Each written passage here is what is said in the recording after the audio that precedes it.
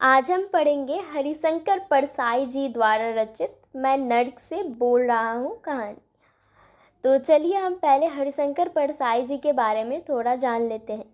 हरिशंकर परसाई जी का जन्म 22 अगस्त 1924 ईस्वी को मध्य प्रदेश के होशंगाबाद जिले के जमानी गांव में हुआ था। इनकी प्रारंभिक शिक्षा सुचारू रूप से नहीं हुई थी। सुचारू यानी कि अच्छे तरीके से, सही रूप से नहीं हुई थी। इनका प्रारंभिक जीवन संघर्षपूर्ण रहा, यानी कि बहुत सारी प्रॉब्लम्स थे इनकी स्टार्टिंग लाइफ में।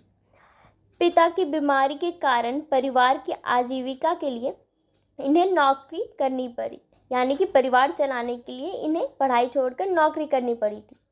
नागपुर विश्वविद्यालय से हिंदी में एमए करने के बाद उन्होंने अनेक स्थानों पर अध्यापन कार्य किया। अध्यापन कार्य यानी कि एमए करने के बाद उन्होंने बहुत जगह पर पढ़ाने का काम भी किया था, as a teacher, as a professor. बाद में इन्होंने नौकरी छोड़कर स्वतंत्र लेखन अपना लिया, यानी कि बाद में उन्होंने नौकरी छोड़ दी और वो खुद अपने आप लिखने लगे। जबलपुर में रहते हुए वसुधा नामक साहित्यिक पत्रिका का प्रकाशन एवं संपादन किया, यानी कि उन्होंने वसुधा नामक साहित्यिक पत्रिका को खुद कंपोज किया और उसे खुद पब्लिश भी करवाया। आर्थिक हानि उठाने के कारण उन्हें वसुधा का प्रकाशन बंद करना पड़ा। रानी नागफनी की कहानी, तट की खोज में उनके उपन्यास है। उपन्यास यानी कि नॉवेल्स। तब की बात और थी, भूत के पांव पीछे, बेईमानी की परत, पगडंडियों का जमाना, शिकायत मुझे भी है, निठल्ले की डायरी उनके कुछ निबंध संग्रह है। वैष्णव को फिसलन, तिरछी रेखाएं, ठिठुरता हुआ गणतंत्र, विकलांग श्रद्धा का दौर, प्रेमचंद्र के फटे जूते आदि उनके व्यंग लेख है। व्यंग यानी कि सटायर, जिसमें हम एक आयरॉनिक वे से या फिर एक कॉमिक वे से बहुत ही एक गहरा मुद्दा समझाने की कोशिश करते हैं। विकलांग श्रद्धा का दौर के लिए उन्हें साहित्यिक अकादमिक पुरस्कार से भी सम्मानित किया गया था। 10 अगस्त 1995 ईस्वी को इस महान रचनाकार का देहांत हो गया। तो चलिए अब हम कहानी पढ़ना शुरू करते हैं। मैं नर्क से बोल रहा हूँ। नर्क यानी कि जिसे हम इंग्लिश में हेल भी कहते हैं। हे पत्थर पूजने वालों, तुम्हें जिंदा आदमी की बात सुनने का अभ्यास नहीं, इसलिए मैं मरकर बोल रहा हूँ। जीवित अवस्था में तुम जिसकी ओर आँख उठाकर नहीं देखते, उसकी सड़ी लाश के पीछे जुलूस बनाकर चलते हो। जिंदगी भर तुम जिससे नफरत करते रहे, उसकी कब्र पर चिराग जलाने जाते हो। मरते वक्त तक जिसे तुमने चुल्लू भर पानी नहीं दिया, उसकी हार गंगा जी ले जाते हो। अरे, तुम जीवन का तिरस्कार और मरण का सत्कार करते हो, इसलिए मैं मरकर बोल रहा हूँ, मैं नर्क से बोल रहा हूँ। इस पैराग्राफ में एक मरा हुआ इंसान नर्क से बोलता है और यहाँ पर पत्थर पूजने वाले हम इंसानों को कहा गया है जो कि पृथ्वी पर रहते हैं, और उनका मानना है कि लोग जिंदा व्यक्ति की बात नहीं सुनते, इसलिए वो मरकर अपनी बात बोल रहे हैं। उनके हिसाब से हम जो इंसान हैं वो जीवन का तिरस्कार करते हैं, यानी कि उसका अपमान करते हैं, और मरण का सत्कार करते हैं, यानी कि मृत्यु का सम्मान करते हैं। इस पैराग्राफ में लेखक ने ये भी समझाने की कोशिश की है कि जब कोई एक व्यक्ति जिंदा रहता है तब हम उसकी कद्र नहीं करते हैं, उसका सम्मान नहीं करते, पर जब वही व्यक्ति मर जाता है तो हम उसके लाश को बहुत ही सम्मान के साथ गंगा जी लेकर के जाते हैं और उसकी कब्र पर चिराग जलाने भी जाते हैं। तो चलिए अब हम आगे बढ़ते हैं। मगर मुझे क्या पड़ी थी कि जिंदगी भर बेजुबान रहकर यहाँ नर्क के कोने से बोलता, पर यहाँ एक बात ऐसी सुनी कि मुझ अभागे की मौत को लेकर तुम्हारे यहाँ बड़े बड़े लोगों को वो चकचक हो गई। मैंने सुना कि तुम्हारे यहाँ के मंत्री ने संसद में कहा कि मेरी मौत भूख से नहीं हुई, मैंने आत्महत्या कर ली थी, मारा जाऊं और खुद की मौत का जिम्मेदार ठहराया जाऊं। भूख से मरूं और भूख को ही मेरे मरने का श्रेय न मिले। अन्न अन्न की पुकार करता मर जाऊं और मेरे मरने के कारण में भी अन्न का नाम ना आवे। लेकिन खैर, मैं ये सब भी बर्दाश्त कर लेता। जिंदगी भर तिरस्कार का स्वाद लेते लेते सहानुभूति मुझे उसी प्रकार आरुचिकर हो गई थी जिस प्रकार शहर में रहने वालों को देहात का शुद्ध घी। लेकिन आज ही की एक घटना और यहाँ इस लोक में घट गई। यहाँ इस पैराग्राफ में जो लेखक है वो कहते हैं कि मुझे क्या पड़ी थी कि मैं मरने के बाद नर्क से बोलूँ। वो हम आगे कहानी में समझेंगे कि वो नर्क से क्यों बोलते हैं और हम सभी को क्या समझाने की कोशिश कर रहे हैं। यहाँ पे और एक लाइन है कि ज़िंदगी भर बेजुबान रहकर, यानी कि उन्होंने ज़िंदगी भर उनके साथ जो भी कुछ गलत हुआ था उसके खिलाफ उन्होंने आवाज़ नहीं उठाई थी, और मरकर अब वो आवाज़ उठा रहे हैं और हम सभी को कुछ समझाने की कोशिश कर रहे हैं। यहाँ पर लेखक ये भी बताते हैं कि उनकी मौत भूख से हुई है, लेकिन जो पृथ्वी लोक पे जो संसद है वहाँ पे ऐसी चर्चा चल रही है कि उनकी मौत भूख से नहीं हुई, उन्होंने आत्महत्या कर ली थी।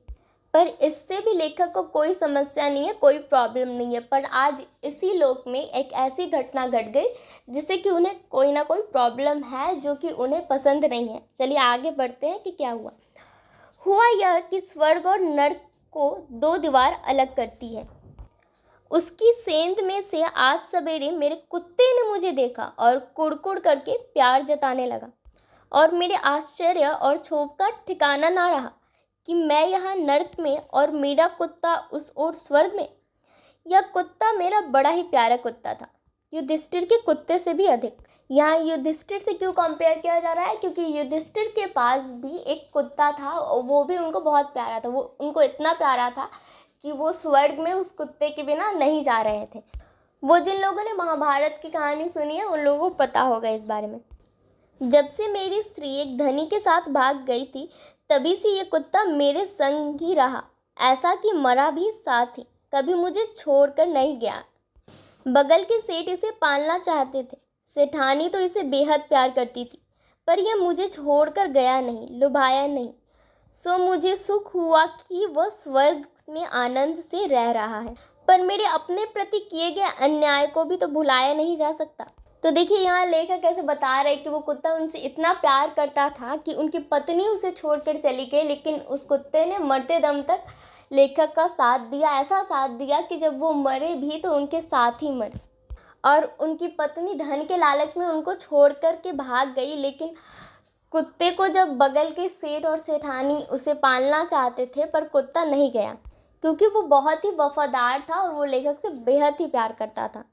सो कुत्ते के स्वर्ग में रहने से लेखक को कोई भी समस्या नहीं थी, पर उन्हें नर्क में रखा गया था, इस बात का उन्हें दुख था। तो वो जानना चाहते थे कि उन्हें नर्क में क्यों रखा गया है। और भाई, यह तुम्हारा मृत्यु लोक तो है नहीं, जहाँ फरियाद नहीं सुनी जाती, जहाँ फरियादी को ही दंड दिया जाता है। यहाँ मृत्यु लोक से यानी कि पृथ्वी लोक के बारे में कहा जा रहा है कि पृथ्वी लोक में कैसे कोई फरियाद लेकर के जाता है, कोई कंप्लेन करने जाता है तो उसकी बात नहीं सुनी जाती, उल्टा जो कंप्लेन करता है उससे ही दंड मिल जाता है, उसे सज़ा दे दी जाती है। ये लेखक अपने हिसाब से कह रहे, जो उनके साथ हुआ उनके हिसाब से कह रहे। हर केस में ऐसा नहीं होता, पर लेखक के साथ कुछ इसी तरीके से हुआ था। जहाँ लाल फीते के कारण आग लगने के साल भर बाद बुझाने का ऑर्डर आता है, यहाँ तो फरियाद तुरंत सुनी जाती है। यहाँ यानी कि लेखक यमलोक की बात करें, स्वर्ग और नर्क की बात कर रहे हैं। सो मैं अभी भगवान के पास गया और प्रार्थना की, हे भगवान, पृथ्वी पर अन्याय भोग कर इस आशा से आया कि न्याय मिलेगा, पर यह क्या, मेरा कुत्ता तो वो स्वर्ग में और मैं नर्क में। जीवन भर कोई बुरा काम नहीं किया, भूख से मर गया पर चोरी नहीं की, किसी के आगे हाथ नहीं फैलाया, और कुत्ता जैसा कुत्ता होता है वैसा ही तो है यह। कई बार आपका भोग खाते पीटा गया यह, पर इसे आपने स्वर्ग में रख दिया। तो अब लेखक भगवान के सामने जाकर के उन्हें प्रश्न करते हैं कि उन्हें क्यों नर्क में रखा गया है, उसके कुत्ते को क्यों स्वर्ग में रखा गया है। वो तो जैसे एक नॉर्मल कुत्ता होता है वैसे ही है। फिर वो बताते हैं कि वो भूख की वजह से मारे गए, पर उन्होंने कभी चोरी नहीं की, जबकि उनके कुत्ते ने तो चोरी भी की थी, कई बार भगवान का भोग चुरा कर खाया है। और फिर आगे भगवान कहते हैं, वो एक बड़ी बही देख कर कहते हैं कि तुमने आत्महत्या की। मैंने कहा, नहीं महाराज, मैं भूख से मरा, मैंने आत्महत्या नहीं की। पर वे बोले, नहीं, तुम झूठ बोलते हो, तुम्हारे देश के अन्य मंत्री ने लिखा है कि तुमने आत्महत्या की। तुम्हारे शरीर का पोस्टमार्टम से यह बात सिद्ध हुई है। और भगवान आसमान से गिरते गिरते बचे। मतलब भगवान के पास जो बही खाता था उसमें यह लिखा हुआ था कि लेखक की मौत भूख की वजह से नहीं हुई है, उन्होंने आत्महत्या की है। पर जब लेखक ने बताया कि उन्होंने आत्महत्या नहीं की है, उनकी मौत भूख की वजह से हुई है। तो भगवान को एक तरह से झटका लगा जब मैंने कहा कि ये रिपोर्ट झूठी है, मेरा पोस्टमार्टम हुआ ही नहीं और मैं तो जला दिया गया था। इसके 10 दिन बाद संसद में प्रश्नोत्तर हुए तो क्या मेरी राख का पोस्टमार्टम हुआ? और तब मैंने उन्हें पूरा हाल सुनाया। तो यहाँ लेखक ने हमें दिखाने की कोशिश की है कि कई बार जो असल बात होती है वो हमें कभी मालूम पड़ती ही नहीं है। जैसे कि लेखक की मौत भूख की वजह से हुई, लेकिन एक गलत रिपोर्ट बना करके दिखाया गया कि उनकी मौत आत्महत्या से हुई। इस पैराग्राफ में लेखक ने ये भी समझाने की कोशिश की कि कितना ज़्यादा भ्रष्टाचार हो रहा है हमारे देश में। फिर आगे लेखक भगवान को बताते हैं कि वो कैसे रहते थे, क्या हुआ, वो अपनी पूरी कहानी सुनाते हैं। लो तुम भी सुनो। तुम नहीं जानते कि मैं कहाँ जिया, कहाँ रहा, कहाँ मरा। दुनिया इतनी बड़ी है कि कोई किसी का हिसाब नहीं रखता।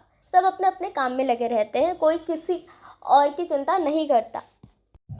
और तुम क्या जानो कि जब मेरी सांस चलती थी तब भी मैं जिंदा था। इस अर्थ में जीवित था कि मैं रोज मृत्यु को टालता था। वास्तव में तो मैं जन्म के पश्चात एक क्षण ही जीवित रहा और दूसरे क्षण से मेरी मौत शुरू हो गई। यानी कि उन्होंने जब जन्म लिया था उसके एक क्षण बाद से उनकी लाइफ में इतनी प्रॉब्लम्स थी कि वो जीना ही नहीं चाहते थे और वो हर पल अपनी मृत्यु को टालते थे। इस वजह से वो अभी तक जिंदा बचे हुए थे। तो बाजार की उस अट्टालिका को तो जानते ही हो। अट्टालिका यानी कि बहुत बड़ा घर, महल की तरह, एक तरीके से आप महल ही कह सकते हो। उसी के पीछे एक ओर से पखाना साफ करने का दरवाज़ा है और दूसरी ओर दीवार के सहारे मेरी छपरी यानी कि उनका छोटा सा झोपड़ी घर। अट्टालिका का मालिक मेरे छपरी को तोड़कर वहाँ भी अपना पखाना बनाना चाहता था।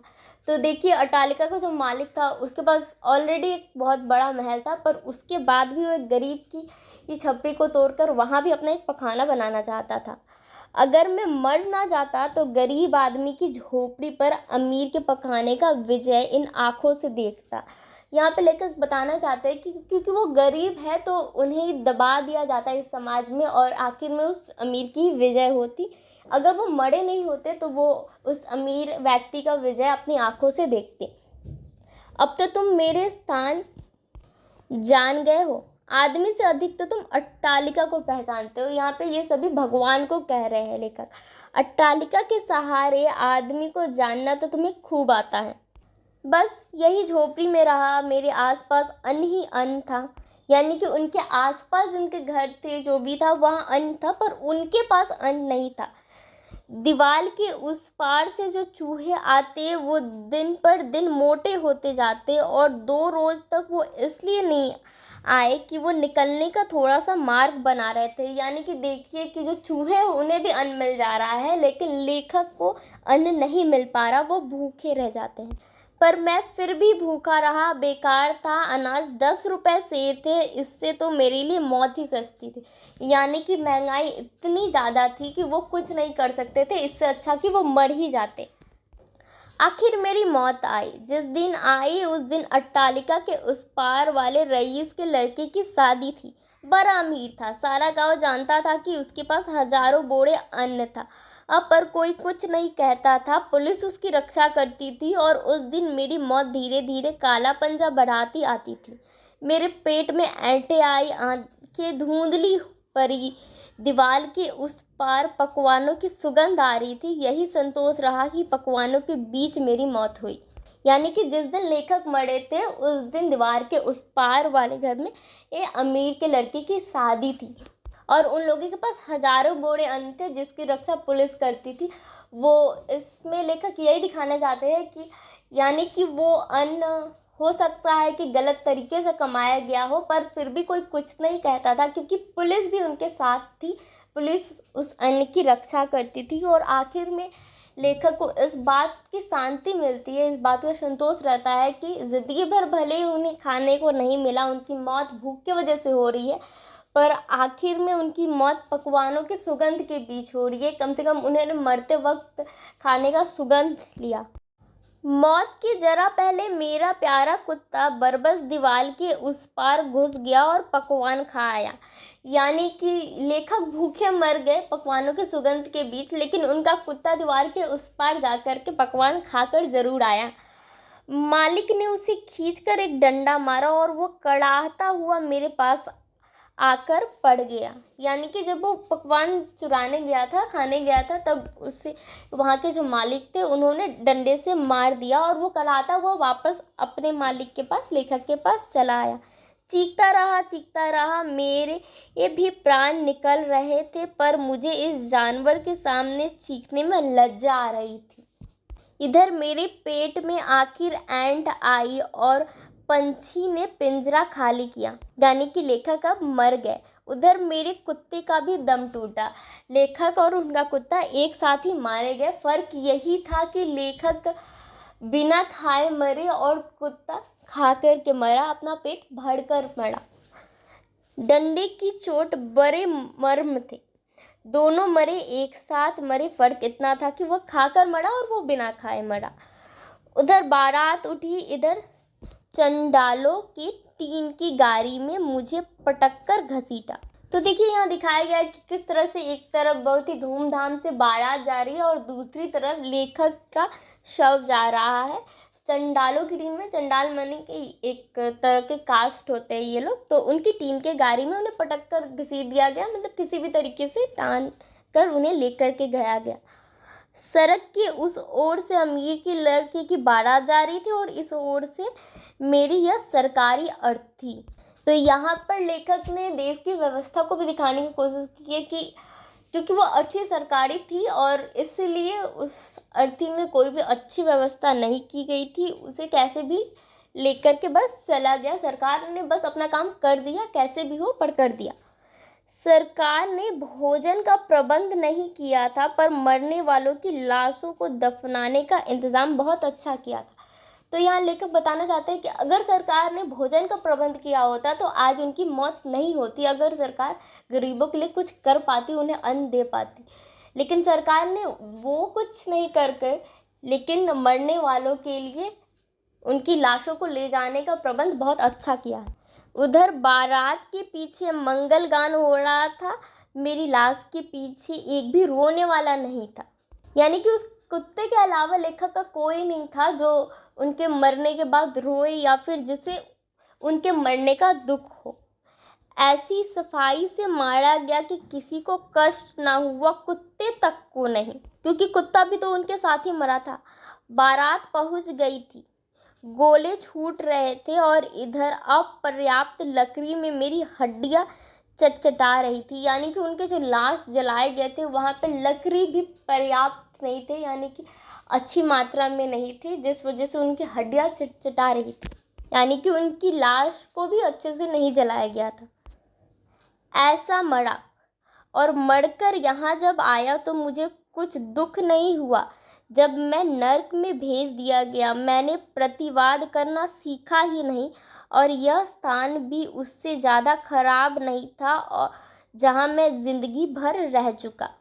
तो लेखक ने ये इस आगे के पैराग्राफ्स में यही बताया कि उनकी मौत कैसे हुई, और नर्क में आने के बाद उन्हें कोई प्रॉब्लम नहीं था, क्योंकि उन्होंने कभी भी प्रतिवाद करना, किसी भी चीज़ के खिलाफ आवाज़ उठाना सीखा ही नहीं था। इसलिए नर्क में आने के बाद उन्होंने पहले कोई प्रश्न नहीं किया जब तक उन्होंने कुत्ते को नहीं देखा था अपने, क्योंकि पहले जो जहाँ रहते थे वो स्थान से ज़्यादा बेहतर उन्हें लगा नर्क। कहानी भगवान ने सुनी, बोले तुम भूख से मरे ना, फिर भी तुम नर्क में ही रहोगे और कुत्ता स्वर्ग में रहेगा, और यह तुम्हारे बगल का कमरा उस झूठे मंत्री के लिए खाली हो। तो यहाँ पर भगवान अब उसकी पूरी कहानी सुनने के बाद उसे बताते हैं कि तुम भले ही भूख से मरे पर फिर भी तुम नर्क में रहोगे, और तुम्हारे बगल वाला जो कमरा है वो उस झूठे मंत्री के लिए रहेगा, जिसने बताया था कि उसकी मौत भूख से नहीं हुई, वो उसने आत्महत्या की है। मैंने पैर पकड़ लिया, बोला भगवान यह कैसा न्याय है। वो बोले मूर्ख कायर, तू कुत्ते से भी हीन है। बेचारा कुत्ता दीवार को लांग कर घुस गया और खाना खा आया, और तू आदमी कहलाने वाला हाय हाय कर कर मर गया। तू दीवार लांग नहीं सकता था, दीवार तोड़ नहीं सकता था। तो यहाँ भगवान बताते हैं कि कैसे मानव, जिसको कि सबसे सर्वश्रेष्ठ प्राणियों में से एक माना जाता है, उसने अपनी ज़िंदगी जीने के लिए कुछ नहीं किया, पर एक कुत्ता लड़ कर के दीवार के उस पार जा कर के पकवान लेकर आया और वो खाकर मरा। पर लेखक का यही दोष था कि उन्होंने अपनी ज़िंदगी में एक कभी आवाज़ नहीं उठाई, कभी लड़ा नहीं अपनी ज़िंदगी जीने के लिए। यही उनका दोष था, जिस वजह से कि उन्हें नर्क में रखा गया, जिस वजह से कि भगवान उनसे गुस्सा थे और उन्हें नर्क में रख दिया। लेकिन भगवान, मैंने कहा, यह दीवार कैसे तोड़ता, कैसे लांघता, यह पाप न होता? तो अब लेखक भगवान से प्रश्न करते हैं कि मैं वो दीवार कैसे लांघ सकता था, यह तो पाप हो जाता। भगवान ने क्रोध में कहा, पाप पुण्य के झमेले में पड़ने वाले कायर, वह दीवार क्या मेरी बनाई हुई है? तमाम दीवारें तो आदमियों ने खड़ी की है और तू उन्हें तोड़ने में पाप पुण्य देखता है। मूर्ख, तेरा कुत्ता तुझसे ज़्यादा समझदार है। वह घुस गया, खाया और डंडे की मार से मरकर यहाँ आ गया। उसमें मनुष्यता है, ये तुझ में पशुता भी नहीं। यानी कि यह भगवान कहते हैं कि इस दुनिया में जितने भी दीवार बनाए गए हैं, जो भी नियम बनाए गए, वो सभी तो मनुष्य ने ही बनाए हैं। भगवान ने तो खुद आकर के बनाया नहीं है, तो तुम उसे तोड़ करके तो जा ही सकते थे। यहाँ तक कि तुमसे अच्छा तो तुम्हारा कुत्ता था जो कि दीवार फाड़ कर गया। वो तो एक मनुष्य के समान है, उसके पास वो काबिलियत है जो कि तुम्हारे अंदर भी नहीं है, इसलिए तुम एक पशु भी नहीं कहला सकते। और तुम्हारा जो कुत्ता है वो मनुष्य के भांति था, वो मनुष्य के जैसा था। मैंने तुम्हें बुद्धि दी है, हाथ पैर दिए है, कार्य शक्ति दी है, और तू अकर्मण्य बुजदिल कीड़े सा मर गया। यानी कि लेखक के पास हाथ पैर थे, बुद्धि थी, सब कुछ था, पर फिर भी उन्होंने अपनी ज़िंदगी जीने के लिए कुछ नहीं किया और एक बुजदिल इंसान की तरह वो मारे गए। मनुष्य ने मुझे बहुत निराश किया है। किससे निराश किया? भगवान को। अब मैं कुत्ते ही कुत्ते का निर्माण करने का विचार कर रहा हूँ। तुम जैसे अकर्मण्य, कायर, भीरू, मूर्ख और नर्क नहीं तो क्या इंद्रासन मिलेगा? यानी कि यहाँ भगवान कहते हैं कि लेखक की तरह, यानी कि उस गरीब इंसान की तरह एक इंसान से ज़्यादा अच्छा तो वो एक कुत्ता था, इसलिए वो अब सोच रहा है कि वो मनुष्य को छोड़कर एक सिर्फ कुत्ते ही कुत्ते का निर्माण करें। यहाँ पर उस गरीब इंसान की, यानी कि लेखक की कुछ विशेषता भी बताई गई, यानी कि उनकी कुछ बुराइयां भी बताई गई है कि वो अकर्मण्य थे, उन्होंने कोई काम नहीं किया, कायर थे, कभी लड़े नहीं, मूर्ख थे, यानी कि कभी भी अपनी बुद्धि का इस्तेमाल नहीं किया। मैं नर्क में ढकेल दिया गया। कौन ढकेल दिया गया? लेखक, यानी कि वो गरीब इंसान। और मैं इस कोने से तुमसे कह रहा हूँ कि हे मेरे देशवासियों, मेरी जैसी मौत न मरना, मेरे कुत्ते की तरह मरना। यानी कि मेरे जैसे कायर, अकर्मण्य इंसान की तरह अपनी ज़िंदगी मत जीना, मेरे कुत्ते की तरह लड़ना, कार्य करना और पूरी अपनी हिम्मत के साथ, बुद्धि के साथ, जितनी भी शक्तियाँ भगवान ने तुम्हें एक इंसान के रूप में दी है, उसका इस्तेमाल करते हुए अपनी ज़िंदगी जीना। तो यही एक संदेश था जो कि वो मरा हुआ व्यक्ति नर्क से हम सभी पृथ्वी पर रहने वाले जीवित इंसानों को देना चाहता था, या फिर आप कह सकते हो लेखक इस कहानी के द्वारा हम सभी को देना चाहते हैं। इस पूरी कहानी में पहले लेखक ने हमें दिखाया है कि कैसे हम जब लोग जीवित रहते तब उनकी कद्र नहीं करते, पर मर जाने के बाद उनकी कद्र करते। यानी कि जब जो चीज़ हमारे पास रहती है तब हम उसकी कद्र नहीं करते, पर जब वो हमारे पास से चला जाता है तब हमें उसकी अहमियत मालूम पड़ती है। दूसरी तरफ लेखक ने हमें ये भी दिखाया कि हमारे देश में कितना भ्रष्टाचार है, जो असलियत है वो कैसे छिपा दी जाती है और जो असली कारण होता है वो हमें कभी पता ही नहीं चलता, और एक झूठा कारण हमारे देश के मंत्रियों की तरफ से हमें दिखा दिया जाता है जिसे कि हम सच मान लेते हैं, जैसे कि इस गरीब व्यक्ति के केस में हुआ था। तीसरा कि हम धन को ज़्यादा महत्व देते हैं, हम इंसान धन को ज़्यादा महत्व देते हैं, जैसे कि ये लेखक की, यानी कि उस गरीब व्यक्ति की पत्नी ने धन के लालच में उसे छोड़ दिया था। और हमारे कंपेयर में कुत्ते ज़्यादा अच्छे होते हैं, वो अपनी वफादारी दिखाते हुए अपने मालिक के साथ रहा। और आखिरी कि हमें अपनी ज़िंदगी एक कायर इंसान की तरह नहीं, उस कुत्ते की तरह लड़कर अपनी पूरी शक्तियों का, अपनी बुद्धि का और अपनी कार्य शक्ति का इस्तेमाल करते हुए व्यतीत करना चाहिए। तो यही थी इस पूरी कहानी में मैं उम्मीद करती हूँ कि आप सभी को ये कहानी बहुत अच्छे से समझ में आ गया हो। अगर नहीं समझ में आया आप और एक बार इस वीडियो को देखें, आपको ज़रूर समझ में आ जाएगा। और कोई भी प्रॉब्लम हो तो आप कमेंट बॉक्स में पूछ सकते हैं। थैंक यू सो मच इस वीडियो को अपना वर्क देने के लिए। Please like, share and subscribe.